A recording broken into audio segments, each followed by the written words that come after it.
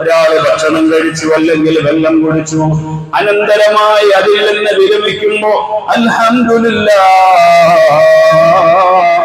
എന്ന് മനസ്സറിഞ്ഞെന്ന് പറയുമ്പോൾ അവന്റെ പാപങ്ങൾ പൊറുക്കാൻ അത് കാരണമാകുമെന്ന് നബി സല്ലല്ലാഹു അലൈഹി വസല്ലം തങ്ങൾ പറയുകയാണ്.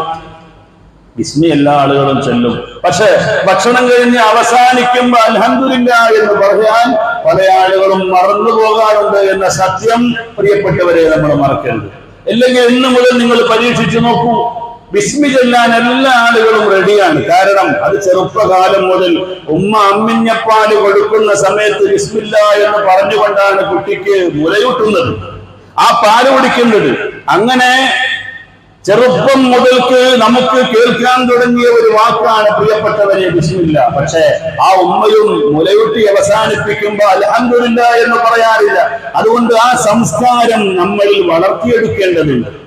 ചിലരെങ്കിലും പറയാറില്ലെന്നോ അല്ലെങ്കിൽ ആരും പറയാറില്ലെന്നല്ല ഞാൻ പറഞ്ഞുകൊണ്ടുവരുന്നത്. പൊതുവായി ബിസ്മി ചൊല്ലുന്ന ആളുകൾ പോലും മറന്നു പോകുന്ന ഒരു കാര്യമാണ്. ഭക്ഷണം കഴിച്ചതിന് ശേഷം അൽഹംദുലില്ലാഹില്ലദീ അത്അമനി റബ്ബി വഅസ്ഖാനി,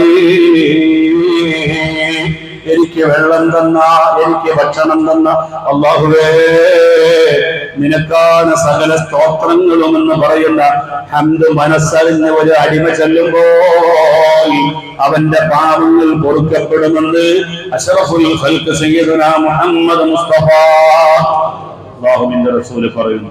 അതുകൊണ്ട് പ്രിയപ്പെട്ട സഹോദരങ്ങളെ,